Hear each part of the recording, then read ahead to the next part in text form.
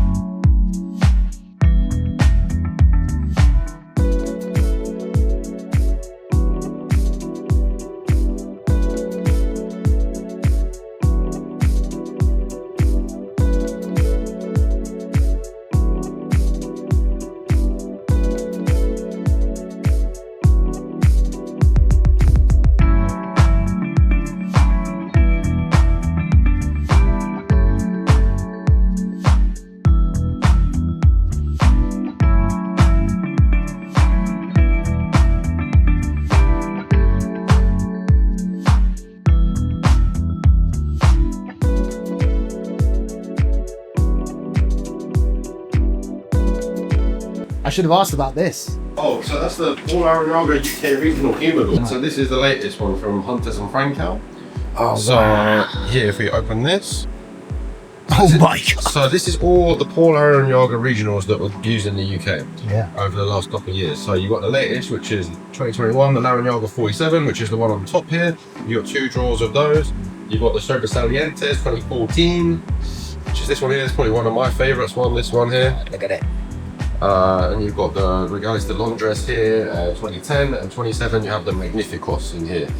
So quite a nice little piece. 60,000 this piece here at JJ Fox. But you also get, make it a little bit lighter on the blow, you get your own custom DuPont. It makes little splints as well. So those are, splints to light the cigars.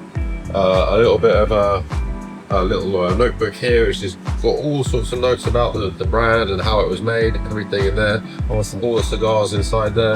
Wow. Everything about the size, etc. House Reserve DuPont lighter. Oh man. So this is a custom made. There's only 50 of these. Crazy. Were there 50 of these made? So 50 of these made, yes. So this. How many did you guys get? So I think we got a few of them. So it's only available for the UK market. So this is number 22 of 50. Obviously you can see here, House Reserve, matching cutter as well. Oh, awesome. Unification system there. Those cigars are beautiful. Collection number 3. They've done a few of these in the past. Wow. Super cool, man. Thank you, man. Thank you for showing.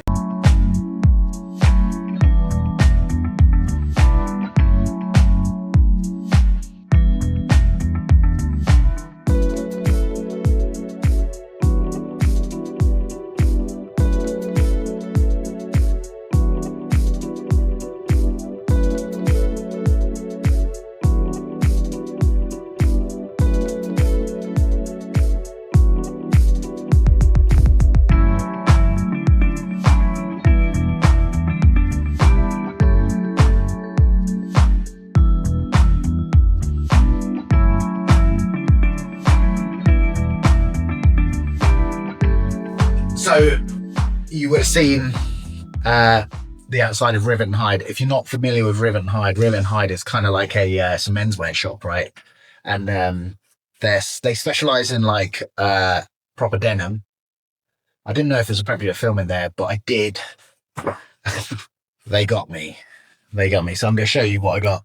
I got this. I saw this on the rack and I was like, oh no, that's really nice. And it is a Italian company called Fortella, which is owned by Alessandro Squazzi. Like a denim chore coat, I guess you could say. And I thought it'd be perfect for spring. So I was like, shit. And the guy, they're so good in there, man. They're so friendly and they're so helpful. And they got such nice gear and they just like let you, they show you all this. They make great recommendations. So I got this. What do you think? Cool, right?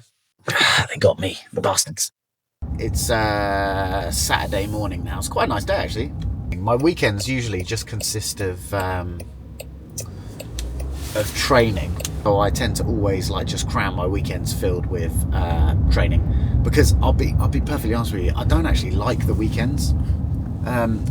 It's just busy everywhere, isn't it? And where I live in this little town, which is like a bit of a touristy spot, and so the place just gets really, I mean, there's a lot of tourists visiting on the weekends, and you go to your coffee shop and it's just like heaving, and like there's nowhere to like sit, and it's, do you know what I mean? I don't like crowds, so I tend to always train on the weekends. So this morning we're going to Anonymous Coffee. Anonymous is it's a little independent place. It's a roastery, but they do sell coffee out of the roastery. So we're going to go up there, grab a coffee, and then mosey over to Jiu-Jitsu. I am competing in about 5 weeks. It means that I've sort of had to up the ante with my training a little bit and take it a little bit more seriously, because I'm just a bit,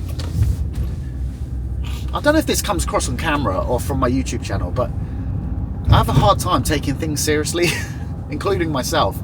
It has been, as I've gotten older, it's one of those things that I've learned about myself. And it actually, do you know what?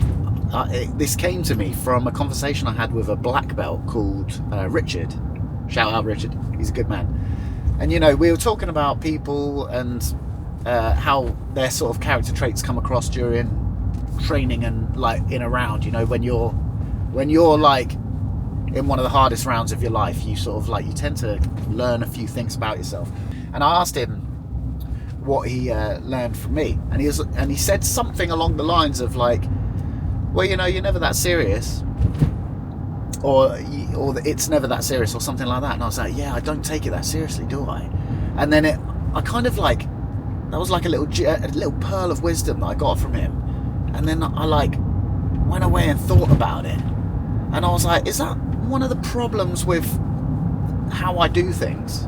I mean, it's a pro in some ways. I don't take myself too seriously, and I tend not to take many situations too seriously. And that's it can be quite good. But when it comes to like running a business, training, these kinds of things, there are times where you need to take things seriously.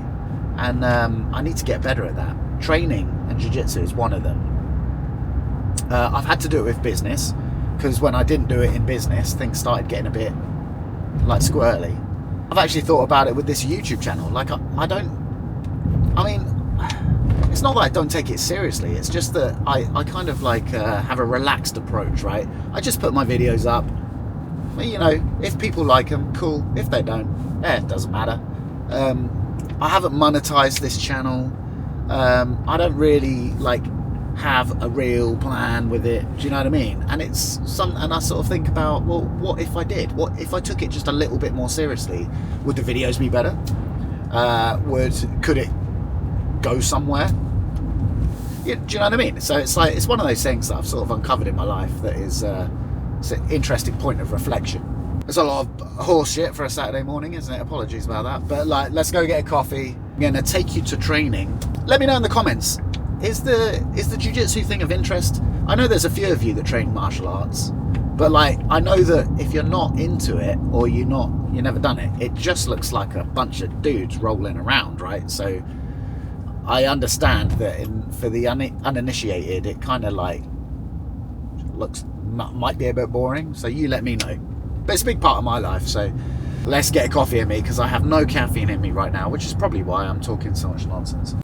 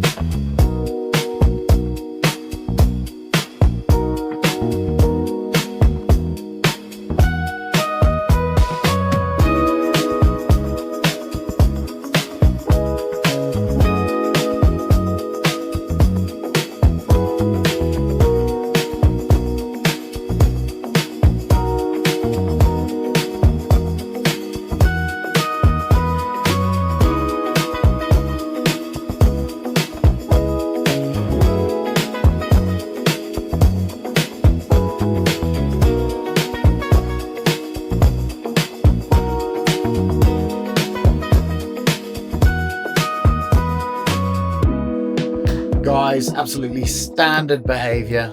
Do a sign off for this video, so was editing it, literally putting the finishing touches to it, and was like, no outro.